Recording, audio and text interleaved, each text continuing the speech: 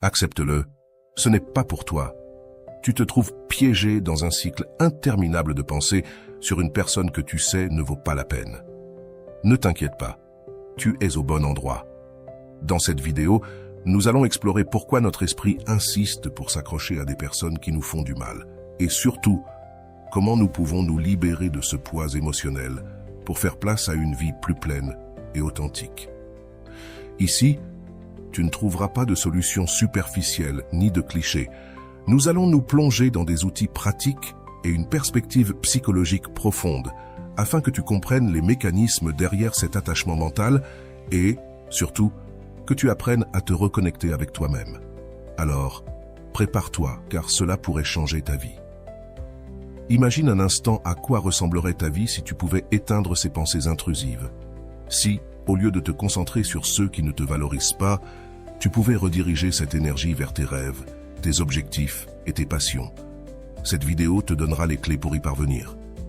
Et ce n'est pas tout. Tu apprendras aussi à développer un amour-propre tellement solide que tu ne te retrouveras plus jamais piégé dans une situation comme celle-ci. De plus, nous te présenterons des outils pratiques basés sur les enseignements de Rolando Goicoechea, expert en ruptures amoureuses et en amour-propre, qui affirme « Lorsque tu cesses d'être ton pire ennemi et que tu commences à être ton meilleur ami, tu ouvres la porte à une vie qui t'a toujours attendu. » Et oui, nous parlerons d'autres grands psychologues, mais Rolando nous guidera avec ses enseignements clés pour ce processus. Pourquoi est-ce si difficile de cesser de penser à quelqu'un qui nous a blessés? La réponse réside dans la manière dont notre esprit traite l'attachement et le rejet. Selon John Bowlby, créateur de la théorie de l'attachement, lorsque nous vivons la perte ou le rejet d'une figure importante, notre cerveau interprète cela comme une menace pour notre survie émotionnelle. C'est pourquoi nous revenons sans cesse à ces pensées, comme si, en les analysant, nous trouverions une solution. Ce n'est pas l'autre personne que nous cherchons réellement, mais la validation et la sécurité que nous croyions qu'elle nous apportait. C'est là le premier pas pour lâcher prise. Comprendre que ce que nous recherchons à l'extérieur est en nous-mêmes. C'est ici que l'amour-propre entre en jeu, non pas comme un concept abstrait, mais comme une pratique quotidienne qui transforme ta perception de toi-même. Tu imagines comment ce serait de rediriger ton attention vers ce qui compte vraiment? À la fin de cette vidéo, non seulement tu auras les outils pour lâcher prise, mais aussi pour devenir la personne que tu as toujours voulu être. Alors, reste avec nous, car le meilleur est à venir. Avant de commencer, je te serais reconnaissant si tu pouvais liker la vidéo. Cela m'aiderait à continuer de diffuser cette philosophie. Si tu n'es pas encore abonné, je te recommande de t'abonner et d'activer la cloche pour ne manquer aucune vidéo. Commençons. Lorsque nous pensons à l'attachement envers une personne qui n'en vaut pas la peine, nous sommes confrontés à un phénomène complexe qui implique à la fois l'esprit et les émotions. Selon Korang, l'une des raisons pour lesquelles nous nous obsédons sur quelqu'un est que cette personne reflète une partie de notre inconscient, quelque chose que nous devons intégrer ou résoudre.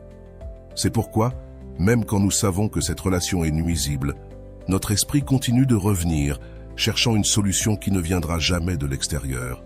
Rolando l'explique clairement. Le problème n'est pas la personne qui ne vaut pas la peine. Le problème est la relation que tu as avec toi-même. Si tu ne te traites pas avec respect et amour, tu chercheras inévitablement à l'extérieur quelque chose pour combler ce vide. Ce point de vue nous invite à changer de perspective.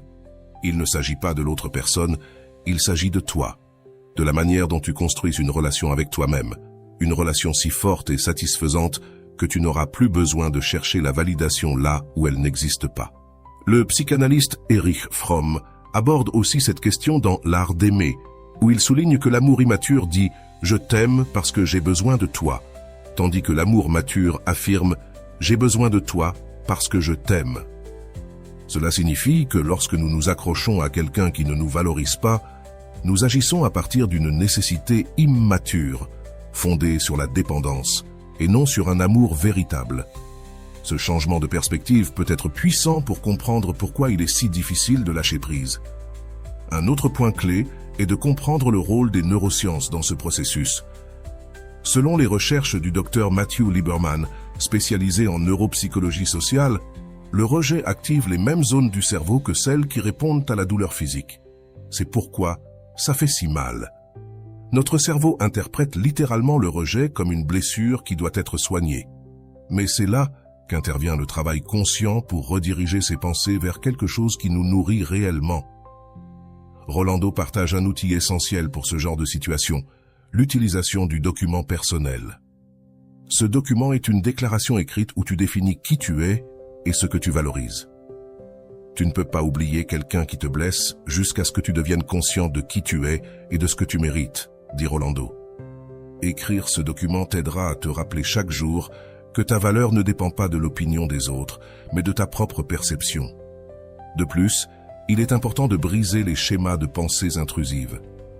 C'est là que les pratiques de la pleine conscience peuvent être utiles. Jon Kabat-Zinn, créateur de la technique de réduction du stress basée sur l'attention, explique que lorsque tu prends conscience de tes pensées, tu peux observer tes émotions sans attachement et les laisser partir. Cela ne signifie pas ignorer tes émotions, mais apprendre à les gérer avec compassion et équilibre. À ce moment-là, Rolando ajoute quelque chose de crucial, l'amour propre. Ce n'est pas simplement te dire des phrases positives devant le miroir, c'est agir quotidiennement comme si tu étais la personne la plus importante de ta vie. Cela signifie que chaque décision que tu prends doit refléter ton engagement envers toi-même, depuis la nourriture que tu consommes jusqu'aux personnes avec lesquelles tu choisis de t'entourer. Tout doit être aligné avec le respect et l'amour que tu mérites. Pense à cela. Si quelqu'un entrait chez toi et commençait à détruire tes affaires, que ferais-tu? Probablement, tu le mettrais dehors immédiatement. Alors, pourquoi permettons-nous que quelqu'un fasse la même chose avec notre paix mentale et émotionnelle? Rolando pose une réflexion importante. La qualité de ta vie dépend de la qualité des relations que tu entretiens, mais surtout de la relation que tu as avec toi-même. Suivant ce chemin, un autre outil que tu peux utiliser est l'établissement de limites. Cela ne signifie pas seulement couper le contact avec cette personne, mais aussi avec les activités qui perpétuent le cycle d'obsession, comme vérifier ses réseaux sociaux. C'est ici que la phrase de Rolando résonne avec force. Si tu t'aimais profondément, permettrais-tu cela à toi-même? À ce moment-là, il est aussi fondamental de comprendre que lâcher prise ne signifie pas oublier, mais plutôt libérer. Selon le docteur Franco, créateur de la logothérapie, trouver un but plus grand est ce qui nous aide à surmonter les moments les plus difficiles. Quand tu as une raison de vivre, tu peux supporter presque tout. Ce but peut être de redécouvrir des passions, de travailler sur tes objectifs personnels ou simplement d'apprendre à apprécier ta propre compagnie. Tout cela n'est pas un processus linéaire. Il y aura des jours où tu te sentiras fort et d'autres où les souvenirs reviendront avec intensité. Mais souviens-toi des paroles de Rolando. Le progrès ne se mesure pas par combien de pas tu fais sans tomber, mais par combien de fois tu te relèves avec détermination.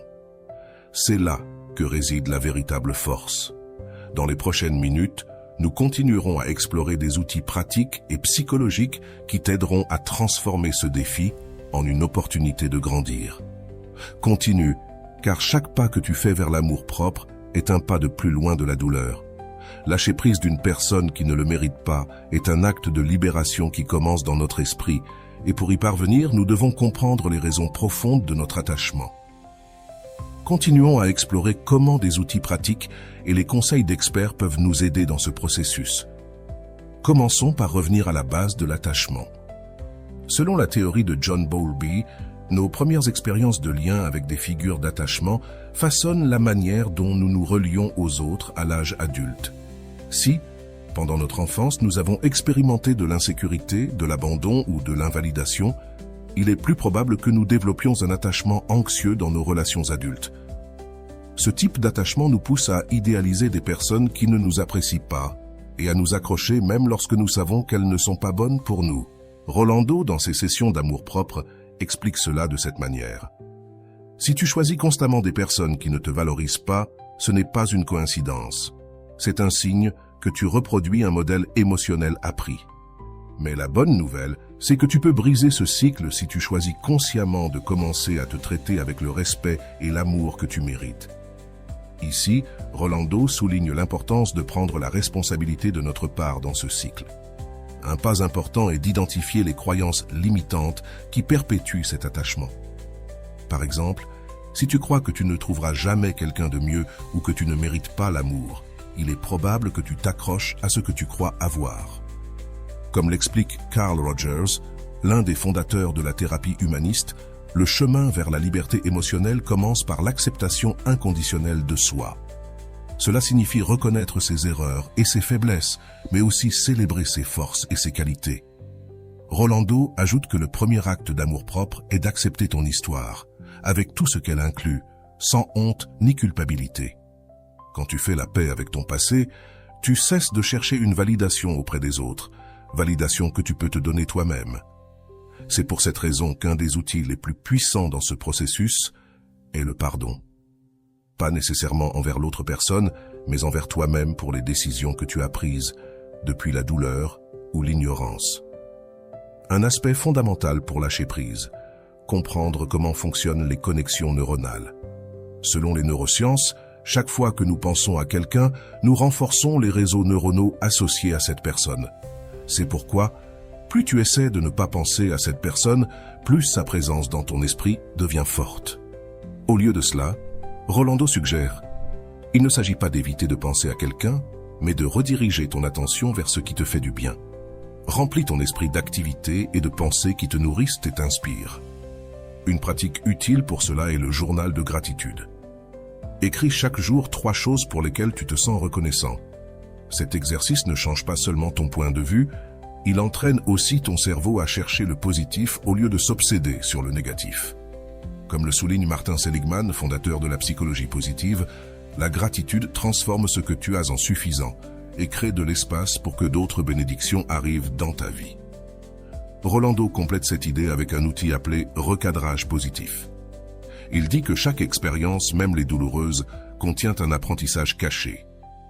Lorsque tu recadres la douleur comme une opportunité de croissance, tu la transformes en allié plutôt qu'en ennemi. Par exemple, au lieu de penser « j'ai perdu quelqu'un d'important », tu peux penser « j'ai appris ce que je mérite réellement dans une relation ».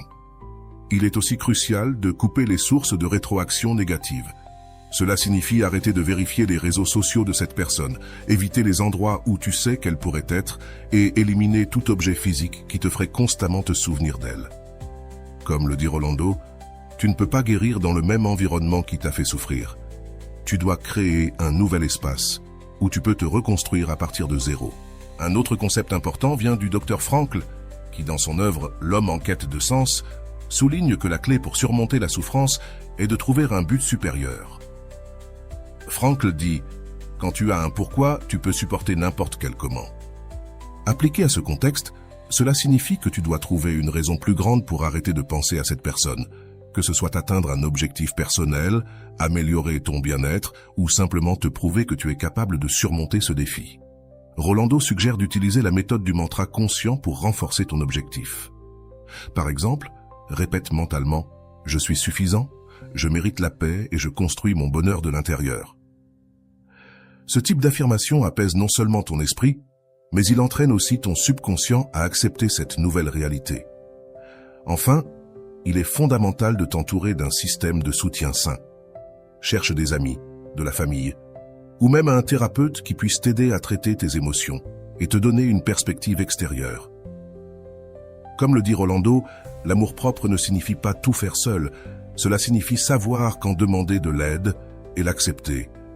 Ce processus peut sembler accablant, mais souviens-toi des mots de Rolando. Chaque pas, aussi petit soit-il, est une victoire.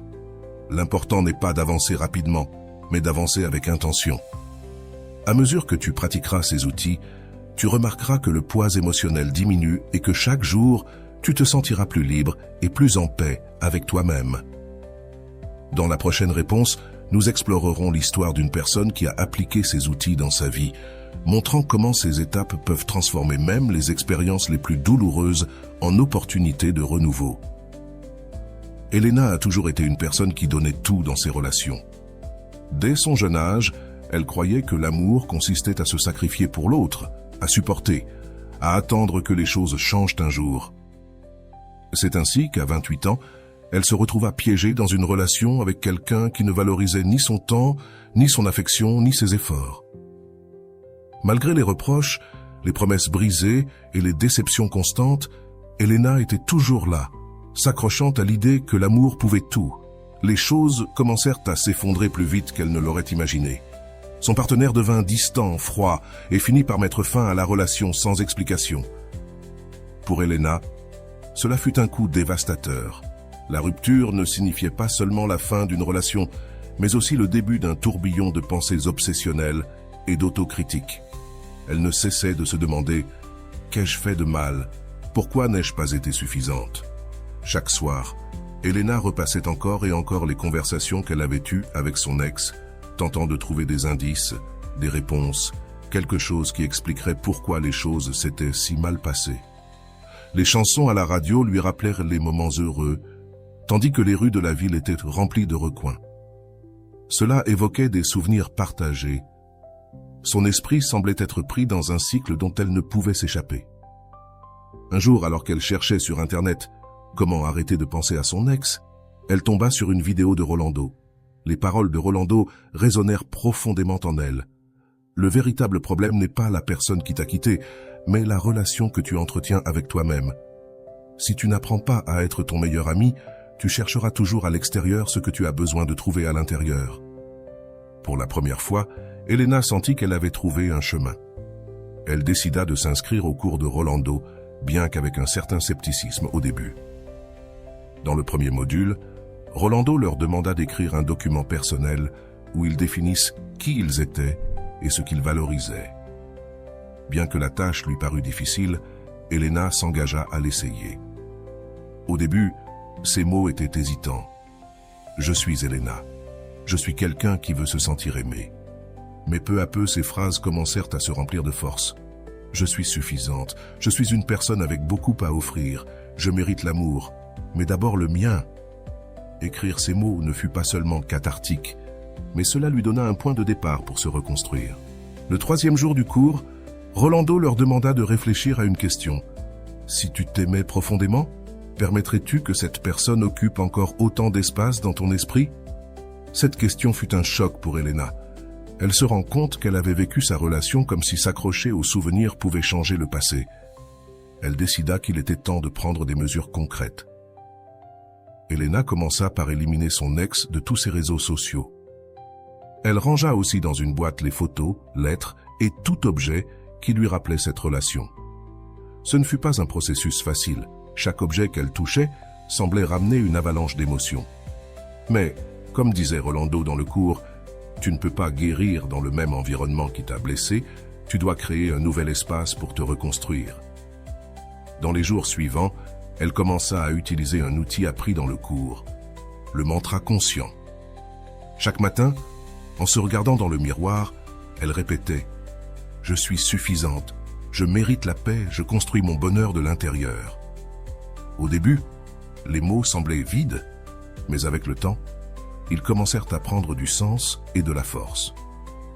Elena décida également d'écrire dans un journal de gratitude. Chaque soir, elle notait 3 choses pour lesquelles elle était reconnaissante. Un message d'une amie, l'odeur du café le matin, la sensation du soleil sur sa peau. Cet exercice ne l'aida pas seulement à se concentrer sur le positif, mais il commença aussi à entraîner son esprit à chercher la beauté dans les petites choses de la vie. Un jour, en lisant le module suivant du cours, Rolando leur parla du recadrage positif. Il disait « Au lieu de voir cette rupture comme une perte, regarde-la comme une leçon. Demande-toi, qu'ai-je appris sur moi-même et sur ce que je veux dans une relation ?» Inspirée par ces paroles, Elena commença à écrire dans son journal les choses qu'elle avait découvertes sur elle-même. Elle apprit qu'elle était plus forte qu'elle ne le pensait, qu'elle avait le courage de recommencer et qu'elle méritait une relation où elle serait valorisée. En parallèle, elle commença à explorer de nouvelles activités. Elle s'inscrivit à des cours de yoga, quelque chose qu'elle avait toujours voulu faire, mais qu'elle avait reporté pendant des années.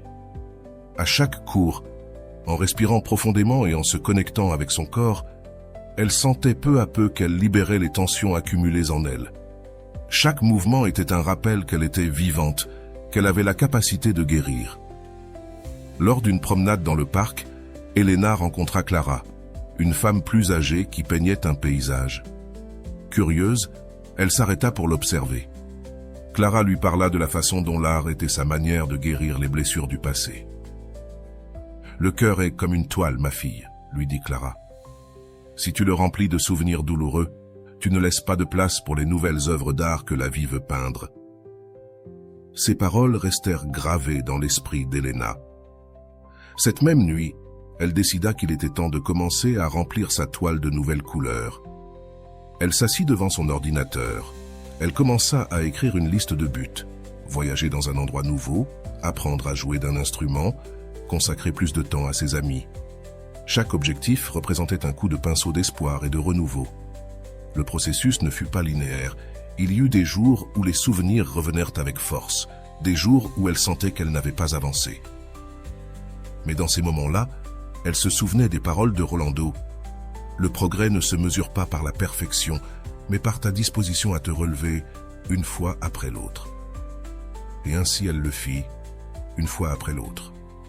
Peu à peu, Elena commença à noter des changements. Son esprit n'était plus dominé par des pensées obsessionnelles. Les souvenirs étaient toujours là, mais ils n'avaient plus le même pouvoir sur elle. Elle avait appris à les accueillir avec compassion, comme s'ils faisaient partie d'un chapitre passé qui ne définissait plus son présent. À la fin de cette première étape, Elena sentit qu'elle avait fait un pas important vers sa libération. Mais il restait encore du chemin à parcourir. Dans cette quête de renouveau et d'amour-propre, elle découvrit que son histoire venait à peine de commencer. Dans la deuxième partie, nous explorerons comment Elena poussa sa transformation encore plus loin, s'inspirant de l'amour-propre et de la résilience pour construire une vie pleine de sens et de plénitude. Elena commença à remarquer qu'il y avait quelque chose en elle qui avait changé. La relation qui la définissait autrefois, la douleur qui la retenait prisonnière, n'avait plus le même contrôle sur sa vie. Mais elle savait qu'il y avait encore du travail à faire. Lâcher prise, ce n'est pas seulement cesser de penser à quelqu'un, c'est remplir cet espace avec quelque chose de plus grand, avec une connexion profonde avec soi-même. Une nuit, en révisant les notes du cours de Rolando, elle trouva une phrase surlignée qui lui apporta de la clarté. « Quand tu arrêtes de te concentrer sur ce que tu as perdu, tu découvres tout ce que tu peux gagner. » Ces mots résonnèrent en elle. Elle avait passé tellement de temps à regarder le passé qu'elle avait presque oublié que son avenir était plein de possibilités.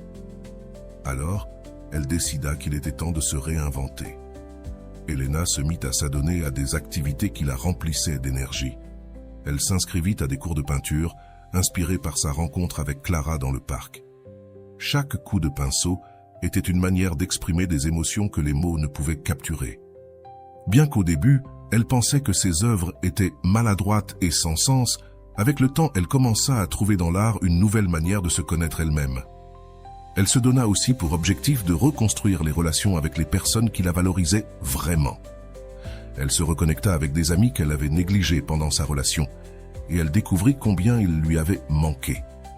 Une nuit, alors qu'elle dînait avec eux, elle se rendit compte de quelque chose d'important. Son cercle de soutien avait toujours été là, mais elle avait été trop occupée à essayer de sauver une relation qui ne faisait qu'épuiser son énergie. Pendant ce temps, Rolando lui avait présenté un nouvel outil dans le cours, l'encre émotionnelle. Il lui demanda de choisir un objet ou une activité qui pourrait lui rappeler sa force dans les moments de faiblesse. Elena choisit un bracelet simple mais significatif qu'elle avait acheté lors d'un voyage avant de rencontrer son ex. Chaque fois qu'elle sentait que les souvenirs l'envahissaient, elle touchait le bracelet et se répétait « Cela aussi passera, je suis en train de construire quelque chose de meilleur. » Un jour, alors qu'elle se promenait sur la plage, elle se souvint d'une autre leçon du cours. L'amour propre, ce n'est pas oublier qui tu étais, mais célébrer qui tu es en train de devenir. À ce moment-là, elle décida qu'elle ne fuirait plus. Au lieu de cela, elle les voyait comme une partie de son histoire, mais non comme quelque chose qui définirait son présent. Le sable sous ses pieds et le bruit des vagues lui rappelaient que la vie continuait de s'écouler, toujours vers l'avant. Inspirée par cette idée, elle décida de se lancer dans un petit projet qu'elle avait toujours repoussé, écrire un blog. Son premier article s'intitulait « Comment j'ai appris à lâcher ce qui ne me faisait pas de bien ». Elle partagea son expérience, de la douleur initiale aux outils qu'elle avait appris, comme le document personnel et le mantra conscient. La réponse fut écrasante. Des personnes du monde entier lui écrivirent pour la remercier d'avoir partagé son histoire et pour l'avoir inspirée à commencer leur propre processus de guérison. Le blog d'Elena devint un espace communautaire. Chaque commentaire qu'elle recevait était un rappel que sa douleur avait servi à quelque chose de plus grand. Un jour, alors qu'elle lisait un message d'une femme qui traversait une situation similaire, elle ressentit une profonde gratitude pour le chemin parcouru. Elle était passée d'une personne piégée dans ses pensées à quelqu'un qui aidait les autres à se libérer. Cependant, la véritable épreuve arriva lorsqu'elle rencontra son ex par hasard dans un café. Plutôt que de ressentir de l'anxiété ou de la douleur, Elena remarqua qu'elle le regardait avec compassion. Elle ne le voyait plus comme le centre de son monde, mais comme une leçon qui l'avait rendue plus forte. Lorsqu'il s'approcha pour lui parler, elle lui sourit simplement et, poliment, continua son chemin. À ce moment-là, elle comprit qu'elle avait complètement lâché prise. Peu après, Rolando lança un nouveau module dans son cours, axé sur la construction d'objectifs à long terme. Elena décida qu'il était temps d'élargir son blog et d'en faire un espace plus vaste. Elle commença à proposer des ateliers d'écriture émotionnelle, aidant les autres à traiter leurs propres histoires. Chaque atelier était une célébration du pouvoir transformateur de l'amour de soi. Lors de l'un de ces ateliers, elle rencontra Andrés, un homme venu chercher à guérir de sa propre rupture. Ce ne fut pas un coup de foudre instantané, mais peu à peu, à travers des conversations et des moments partagés, ils commencèrent à se connaître. Andrés ne valorisait pas seulement Elena pour ce qu'elle était, mais il la soutenait aussi dans ses objectifs et célébrait son indépendance. Pour la première fois, Elena expérimenta ce que c'était que d'être dans une relation fondée sur le respect mutuel et l'amour véritable. Elena comprit que son histoire n'était pas seulement celle de lâcher quelqu'un qui n'en valait pas la peine, mais de se retrouver elle-même. La douleur avait été le catalyseur qui l'avait menée à construire une vie plus authentique et significative. Bien qu'elle ait encore des jours difficiles, elle savait qu'elle pourrait toujours revenir aux outils qu'elle avait appris pour continuer d'avancer. Avec le temps, son blog grandit pour devenir une plateforme internationale où des milliers de personnes partageaient leurs histoires de résilience et d'amour de soi. Elena n'a jamais cessé de remercier Rolando pour les leçons qui avaient transformé sa vie. Dans l'une de ses publications, elle écrivit « Le plus beau cadeau que je me sois fait fut d'apprendre à m'aimer suffisamment pour lâcher ce qui n'était pas pour moi. Aujourd'hui, chaque décision que je prends est un acte d'amour envers moi-même. » Elena avait prouvé que même les blessures les plus profondes pouvaient guérir et qu'à partir de la douleur, quelque chose de beau pouvait émerger. Son histoire n'a pas seulement inspiré les autres, mais elle lui a rappelé à elle-même qu'au final, l'amour le plus important est celui que l'on construit avec soi-même. L'histoire d'Elena est un reflet profond et réaliste du processus de lâcher quelqu'un qui n'en valait pas la peine. Dans cette première partie de l'analyse, nous explorerons les aspects émotionnels et psychologiques qui ont conduit Elena à rester piégée dans une relation nuisible, ainsi que les premières étapes qu'elle a prises pour se libérer. Un de ces aspects est la nature de l'attachement émotionnel.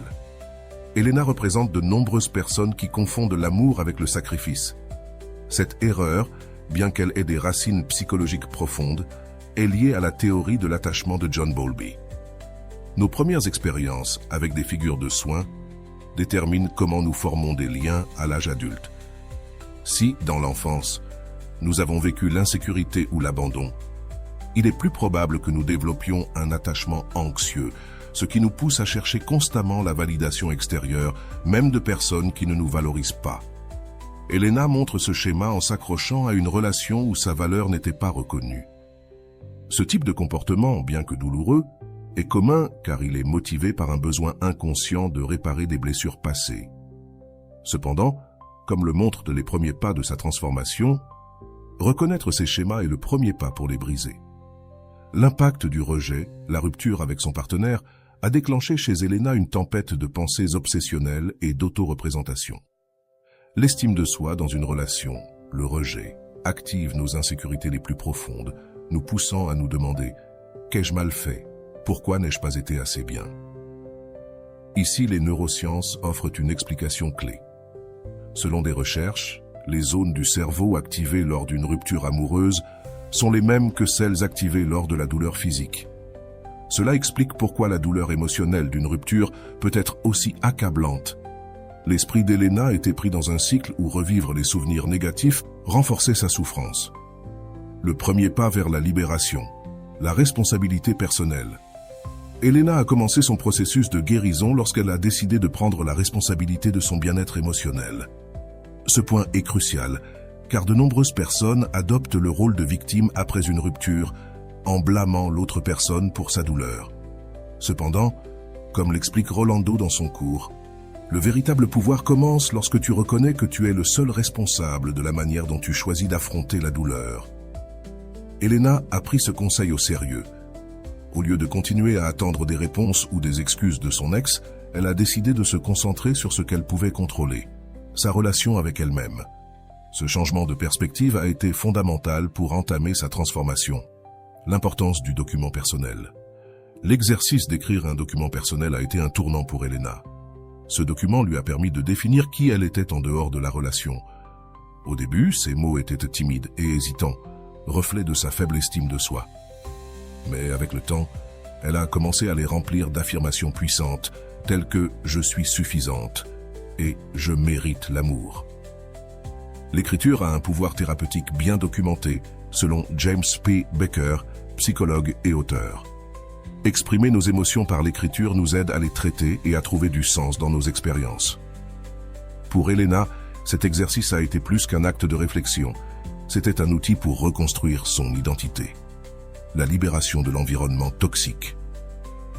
L'une des décisions les plus difficiles mais nécessaires qu'Elena a prise a été de couper tous les liens avec son ex. Cela a inclus de le supprimer de ses réseaux sociaux et de ranger les objets physiques qui lui rappelaient la relation. Ce pas est essentiel car, comme le dit-on, on ne peut pas guérir dans le même environnement qui nous a blessés.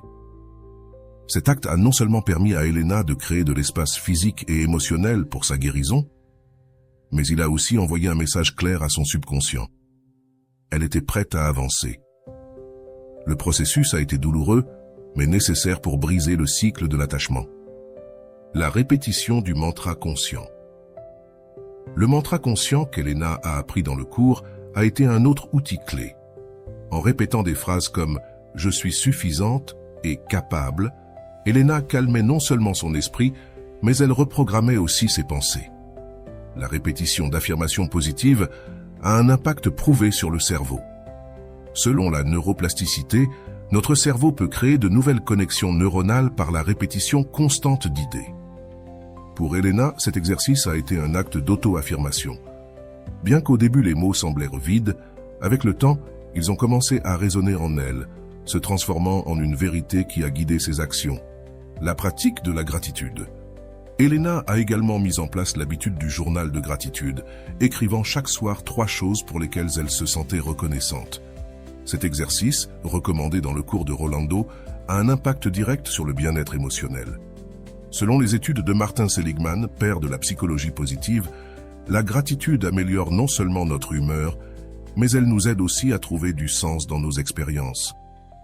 À travers cet exercice, Elena a commencé à rediriger son attention vers les choses positives de sa vie, s'éloignant des pensées obsessionnelles sur son ex.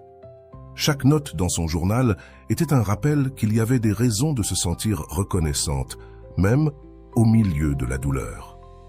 Le processus non linéaire de la guérison. Il est important de souligner que les progrès d'Elena n'ont pas été linéaires.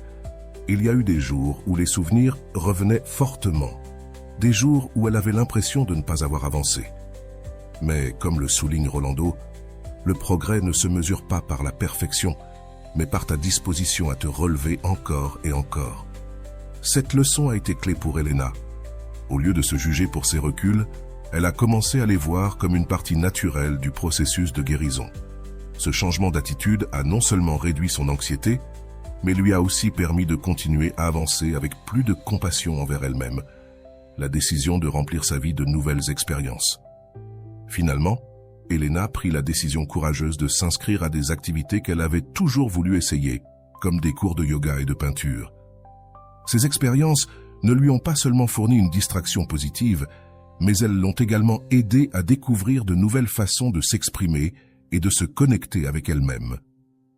La décision d'explorer de nouvelles activités reflète un principe fondamental de la psychologie positive.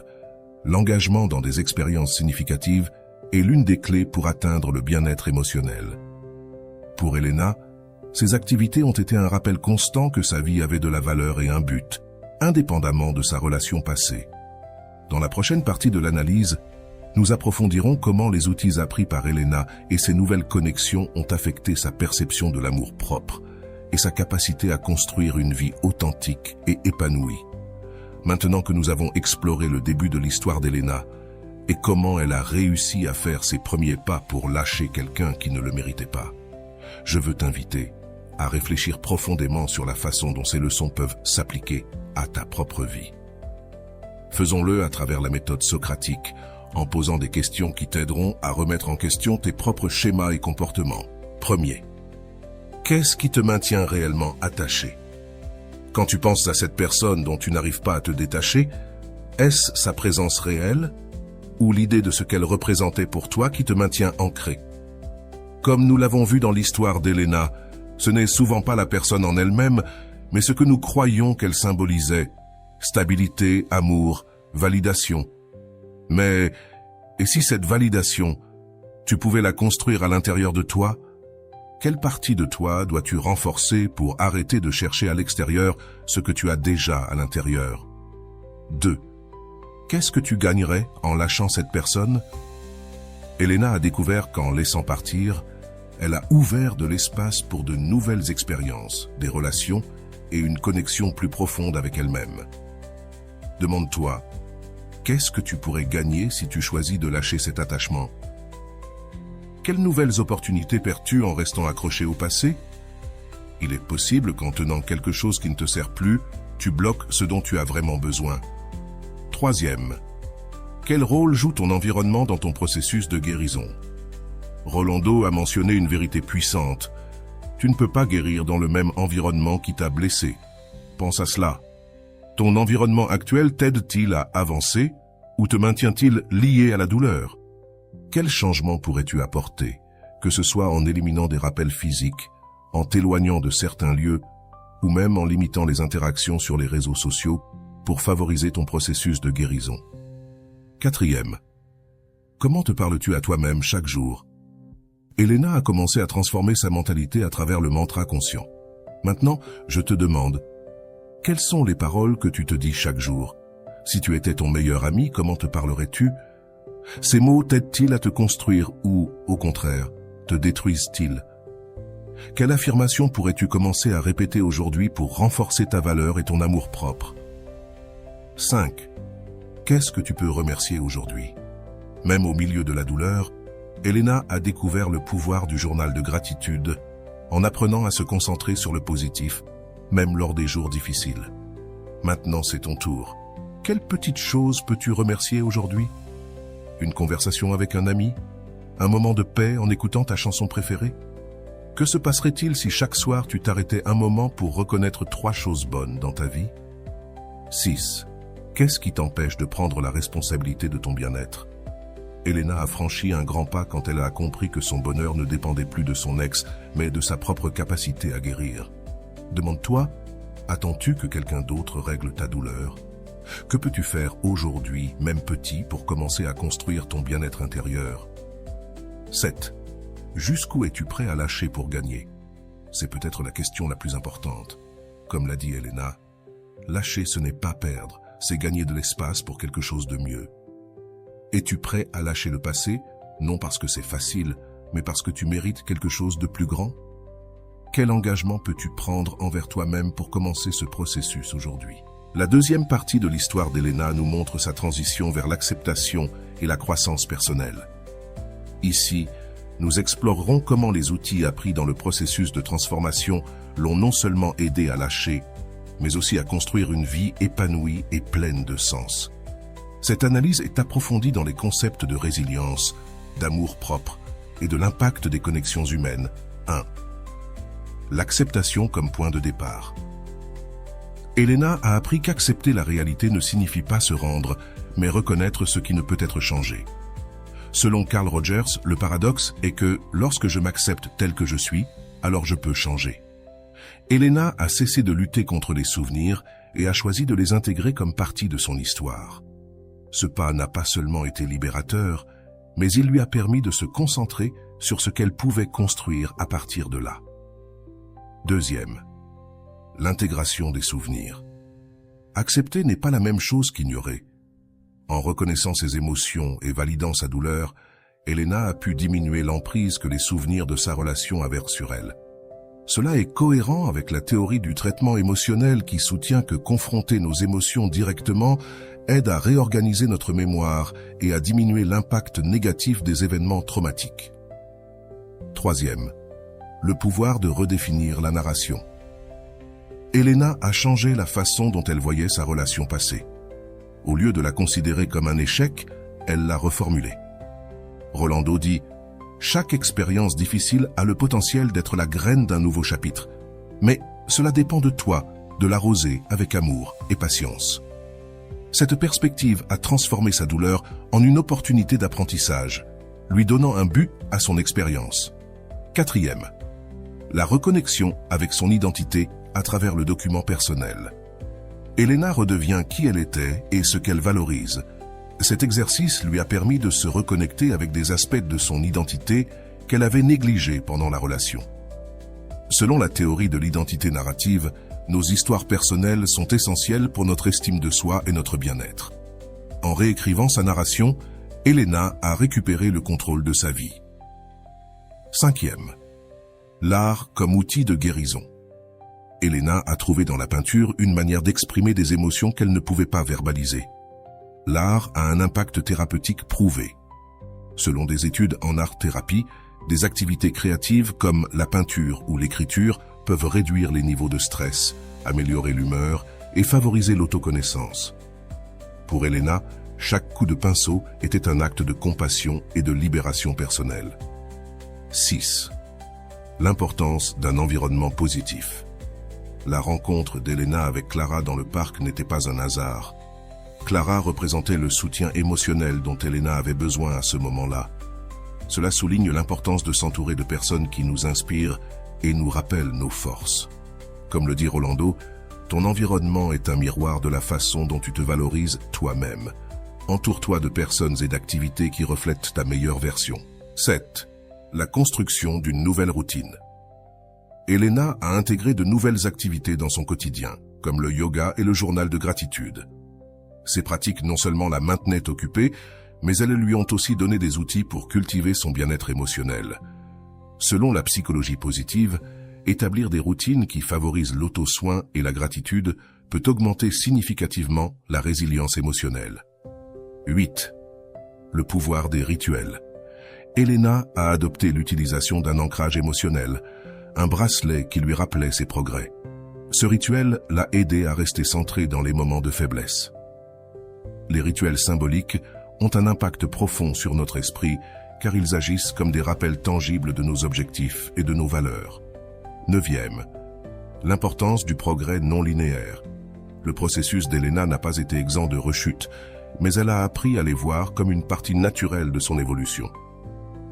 Comme le dit Rolando, le progrès n'est pas linéaire, mais chaque étape que tu franchis, même si elle est petite, te mène plus loin de là où tu as commencé. Cette perspective lui a permis d'avancer avec patience et compassion envers elle-même. 10e.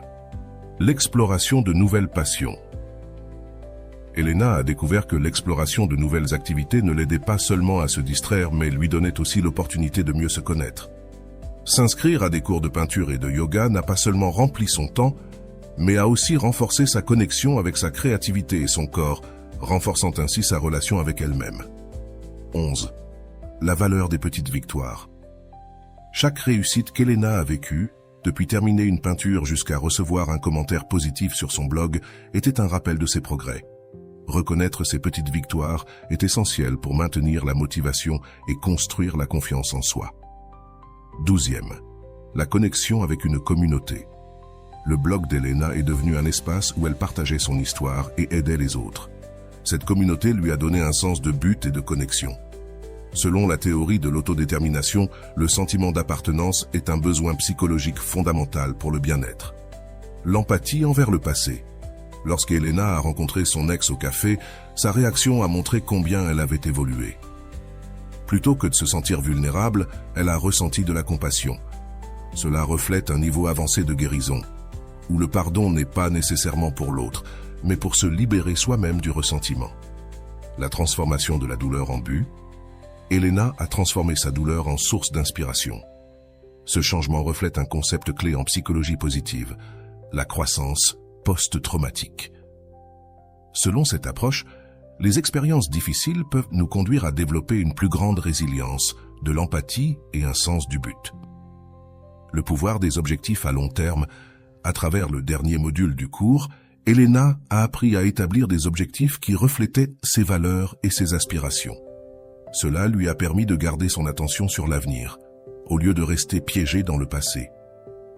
Les objectifs à long terme sont essentiels pour cultiver un sens de direction et de motivation, l'ouverture à de nouvelles relations. Elena a rencontré Andrés, un homme qui valorise son indépendance et la soutient dans son développement personnel. Cette relation a reflété un changement dans les critères d'Elena, qui avait appris à privilégier les relations basées sur le respect mutuel plutôt que sur des dynamiques déséquilibrées. L'intégration d'outils pratiques, tout au long de son processus, Elena a utilisé des outils pratiques appris dans le cours de Rolando, tels que le mantra conscient, le document personnel et l'ancrage émotionnel. Ces outils ne lui ont pas seulement fourni de la structure, mais l'ont également aidé à rester engagé dans sa transformation. L'importance d'un but plus grand, le blog d'Elena a grandi pour devenir une plateforme internationale. Cette réussite n'a pas seulement été un témoignage de son dévouement, mais aussi une preuve de la manière de transformer la douleur en quelque chose de significatif. Avoir un but plus grand a été une source constante de motivation et de satisfaction pour elle. L'évolution de l'amour-propre. L'amour-propre d'Elena a évolué d'un besoin fondamental d'acceptation à un état d'appréciation profond pour ce qu'elle était. Comme le dit Rolando, l'amour-propre n'est pas une destination, c'est une pratique quotidienne de se reconnaître comme suffisant, précieux et digne de tout ce qui est bon. Réflexion finale sur cette partie. Elena n'a pas seulement laissé partir une personne qui ne méritait pas son amour, mais elle a aussi construit une vie pleine de buts, de connexion et d'amour-propre. Son processus montre que le chemin vers la guérison n'est ni facile ni linéaire, mais avec les bons outils et la volonté d'apprendre, il est possible de transformer la douleur en une force motrice pour la croissance. Dans la prochaine partie de l'analyse, nous explorerons comment l'histoire d'Elena peut inspirer d'autres à prendre des mesures concrètes dans leur propre processus de guérison et comment les leçons apprises s'appliquent à différents contextes de la vie. Dans cette dernière partie de l'analyse, nous aborderons comment l'histoire d'Elena ne reflète pas seulement un processus de transformation personnelle, mais contient également des leçons universelles applicables à toute situation où il est nécessaire de lâcher prise. Nous explorerons comment les concepts de résilience, d'autocompassion et de redécouverte se traduisent par des actions concrètes que n'importe qui peut appliquer dans sa vie. Première résilience, l'art de se relever. La résilience d'Elena ne consistait pas à éviter la douleur, mais à l'affronter et à en apprendre. Selon la psychologie positive, la résilience est la capacité de s'adapter et de prospérer face à l'adversité. Elena a démontré cette capacité en transformant une expérience douloureuse en une opportunité de grandir. Demandez-vous, comment pouvez-vous appliquer cette mentalité dans vos propres défis? Deuxième, l'impact de l'autocompassion. Elena a appris à se traiter avec bienveillance, même dans ses moments les plus difficiles. Selon Chen, experte en autocompassion, se traiter avec la même empathie que l'on offrirait à un ami proche est essentiel pour le bien-être émotionnel. Elena a cessé de se juger pour ses rechutes et a commencé à les voir comme des opportunités pour continuer à avancer. Troisième, l'importance d'un but plus grand. Le but d'Elena a évolué de la guérison de sa douleur à l'inspiration des autres. Ce changement a donné un sens plus large à son expérience. Selon Viktor Frankl, auteur de L'homme en quête de sens, trouver un but plus grand peut nous aider à surmonter même les moments les plus difficiles. Elena a trouvé ce but dans son blog et dans les connexions qu'elle a établies à travers celui-ci. L'influence de l'environnement positif. L'environnement d'Elena a joué un rôle crucial dans sa récupération, de son amie Clara à la communauté qu'elle a formée grâce à son blog. Ces relations lui ont apporté le soutien émotionnel nécessaire pour avancer. Cela souligne l'importance de s'entourer de personnes qui reflètent nos meilleures qualités et nous poussent à grandir. La transformation de la douleur en créativité. La peinture n'a pas seulement été une activité pour se distraire, mais aussi une manière d'exprimer des émotions complexes. Ce geste créatif a aidé Elena à traiter sa douleur et à redécouvrir des aspects d'elle-même qu'elle avait oubliés. Cela démontre que les activités créatives peuvent être des outils puissants pour la guérison émotionnelle. La pratique de l'auto-soin. Elena a adopté une routine d'auto-soin qui comprenait des activités physiques comme le yoga et des pratiques émotionnelles comme le journal de gratitude. Ces actions lui ont permis de reconstruire sa relation avec elle-même et de retrouver la confiance. Selon des études, l'auto-soin régulier améliore l'humeur, réduit l'anxiété et augmente l'estime de soi. La connexion entre l'esprit et le corps. Elena a découvert que des activités comme le yoga ne renforçaient pas seulement son corps, mais calmaient aussi son esprit. Cela reflète la connexion intrinsèque entre le bien-être physique et émotionnel. Selon des recherches, l'exercice physique libère des endorphines, connues sous le nom d'hormones du bonheur, qui améliorent l'humeur et réduisent le stress. La pratique de la gratitude. La gratitude a été un pilier fondamental dans la récupération d'Elena. En se concentrant sur ce qu'elle avait plutôt que sur ce qu'elle avait perdu, elle a transformé sa perspective. Cette pratique n'a pas seulement augmenté sa résilience, mais a également renforcé sa connexion avec le présent. Demandez-vous quels aspects de votre vie vous pouvez commencer à apprécier dès aujourd'hui. La libération du passé. Elena a cessé de s'accrocher à ce qui était et a commencé à se concentrer sur ce que cela pourrait être. Ce geste de lâcher prise n'a pas été facile, mais il lui a permis de s'ouvrir à de nouvelles possibilités. Selon Rolando, le passé n'a que le pouvoir que vous choisissez de lui donner. Lorsque vous choisissez de le lâcher, vous vous libérez pour construire un avenir différent. L'importance du pardon. La rencontre d'Elena avec son ex a été un moment décisif. Sa capacité à le regarder avec compassion plutôt qu'avec ressentiment a démontré qu'elle avait atteint un niveau profond de guérison. Le pardon ne signifie pas justifier le mal, mais libérer le poids émotionnel qui en découle. Ce geste n'a pas seulement bénéficié à Elena, mais a également reflété sa croissance intérieure. L'expansion de la conscience. À travers son blog, Elena a découvert que partager son histoire ne la guérissait pas seulement d'elle, mais aussi les autres. Cela souligne l'importance de la connexion humaine et comment nos expériences peuvent avoir un impact positif sur les autres. Selon des études, aider les autres améliore également notre propre bien-être. La réouverture à l'amour. Elena a trouvé en Andrés une relation fondée sur le respect mutuel et le soutien. Ce changement a reflété les nouvelles normes qu'elle avait établies pour elle-même.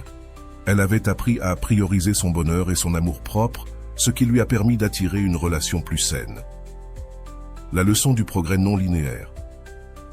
Elena a compris que la guérison n'est pas un chemin rectiligne, mais un voyage avec des hauts et des bas. Cela lui a permis d'avancer avec patience et compassion envers elle-même, sans se juger pour ses rechutes. Cette leçon est applicable à tout processus de changement personnel. La construction d'une vie authentique. Elena n'a pas seulement surmonté sa douleur, mais elle a aussi construit une vie qui reflétait ses valeurs et aspirations. De ses activités créatives à sa communauté en ligne, chaque aspect de sa vie était un reflet de qui elle était vraiment. L'importance de l'intention quotidienne. Elena a utilisé son document personnel pour se rappeler qui elle était et ce qu'elle voulait accomplir. Ce geste d'attention quotidienne lui a permis de maintenir son focus et son engagement envers sa transformation. L'inspiration pour les autres. L'histoire d'Elena ne concerne pas seulement sa guérison personnelle, mais aussi la façon dont elle a inspiré les autres à entamer leur propre processus. Cela reflète le pouvoir du témoignage personnel et comment partager nos expériences peut créer un impact positif sur les autres. Réflexion finale. L'histoire d'Elena est un rappel que, bien que la douleur peut sembler insurmontable, il y a toujours une issue grâce aux outils appropriés, au soutien nécessaire et à un engagement envers soi-même. Il est possible de transformer même les expériences les plus difficiles en opportunités pour grandir et s'épanouir. En conclusion, l'histoire d'Elena n'est pas seulement un témoignage de résilience et d'amour-propre. mais aussi un guide pratique pour ceux qui cherchent à lâcher ce qui ne leur sert plus et à construire une vie pleine de sens et de but. Son parcours nous inspire à réfléchir à nos propres vies et à nous interroger sur ce que nous sommes prêts à lâcher pour faire place à ce que nous méritons réellement. Maintenant que nous avons atteint la fin de cette analyse, je veux que tu prennes un moment pour réfléchir à la façon dont ce que nous avons exploré dans l'histoire d'Elena peut s'appliquer à ta vie. Discutons, remettons-nous en question ensemble et cherchons des réponses qui t'aideront à construire une relation plus saine avec toi-même. Permets-moi de te poser une question importante. As-tu envisagé combien de fois tu te retrouves à penser à quelqu'un qui n'est plus dans ta vie ou qui ne te valorise pas à ta juste valeur? Qu'est-ce qui te pousse à maintenir cette pensée récurrente? Souvent, ce n'est pas la personne en elle-même, mais le sens que tu as associé à elle. Elle représente la sécurité, la validation, ou peut-être l'idée qu'avec elle, c'était suffisant. Si tu t'arrêtes pour y réfléchir, il est possible que tout cela existe déjà en toi, mais que tu ne l'aies pas encore découvert. Je veux que tu penses à cela. Combien de choses dans ta vie sont restées en pause parce que tu continues de maintenir quelque chose qui ne te sert plus? Si tu regardes vers l'avant, quelles opportunités pourraient s'ouvrir à toi si tu choisis de lâcher prise? Mais surtout, qu'as-tu vraiment peur de perdre? Est-ce le lien avec cette personne ou peut-être une partie de ton identité que tu as associée à elle? Que se passerait-il si tu construisais une nouvelle identité basée uniquement sur ce que tu choisis d'être, sans dépendre de personne d'autre? Quand Elena a confronté ces questions, elle a découvert que ce n'était pas la séparation d'avec son ex qui était la plus difficile, mais de faire face à elle-même et au vide que cette relation avait comblé. Et ici, je veux te poser une question. Quel vide essaies-tu de combler avec cette relation, avec cette pensée récurrente? Que se passerait-il si, au lieu de chercher dehors, tu te consacrais à construire à l'intérieur? Il est possible que, comme dans le cas d'Elena, tout ce dont tu as besoin soit déjà en toi, attendant d'être découvert. Si, à ce moment précis, tu te sens coincé, je veux que tu te questionnes. Qu'est-ce qui te retient? Est-ce la peur du changement, du vide, ou peut-être la peur de ne pas trouver mieux? Mais laisse-moi te dire quelque chose que tu as peut-être oublié. Lâcher prise ne signifie pas perdre, mais faire de la place pour le nouveau. Quelle place pourrais-tu ouvrir dans ta vie si tu osais laisser partir? Et plus important encore, qu'es-tu prêt à faire pour te donner cette opportunité? Réfléchis-y bien. Si tu te permettais d'écrire un document personnel comme l'a fait Elena, quelles paroles utiliserais-tu pour te décrire? Comment te parlerais-tu si tu décidais d'être ton meilleur allié plutôt que ta pire critique? Quelles affirmations aimerais-tu répéter chaque jour pour te rappeler combien tu es précieux? Peut-être qu'au début, tu n'y croiras pas. Mais rappelle-toi, comme le dit Rolando, une vérité répétée 1000 fois s'intègre dans ton être et devient ta nouvelle réalité. Ne vaudrait-il pas la peine d'essayer? Imagine à quoi ressemblerait ta vie si tu mettais autant d'efforts à penser à toi qu'à penser à quelqu'un d'autre. Comment ta routine, tes décisions, ta manière de te lier aux autres changerait-elle? Elena a découvert qu'en investissant du temps et de l'énergie pour elle-même, non seulement elle a guéri, mais elle a aussi créé une vie qui reflétait ses rêves et ses valeurs. Que pourrais-tu créer si tu choisissais de faire de même? Enfin, je veux t'inviter à partager ton expérience. Quelle partie de cette histoire a résonné avec toi? Quelles étapes penses-tu pouvoir commencer à prendre pour lâcher ce qui te pèse et te reconnecter avec toi-même? Tes commentaires ne t'aideront pas seulement à réfléchir, mais peuvent aussi inspirer d'autres personnes qui sont dans un processus similaire. Rappelle-toi, cet espace est sûr et tes paroles sont les bienvenues. Avant de te quitter, je veux que tu te souviennes de quelque chose. Lâcher prise n'est pas la fin, c'est le début. C'est l'acte courageux de te donner la permission d'être heureux, de te reconstruire et de découvrir tout ce que tu mérites. Je suis ici pour te lire, pour dialoguer avec toi et pour t'accompagner dans ce processus. Oseras-tu faire le premier pas? Et voilà, j'espère que vous avez trouvé beaucoup de valeur dans cette vidéo. Merci d'être resté jusqu'à la fin de cette vidéo, j'adore quand vous faites ça. Si vous en voulez plus, vous pouvez écrire en commentaire « J'en veux encore plus ». J'espère vous revoir dans une autre vidéo.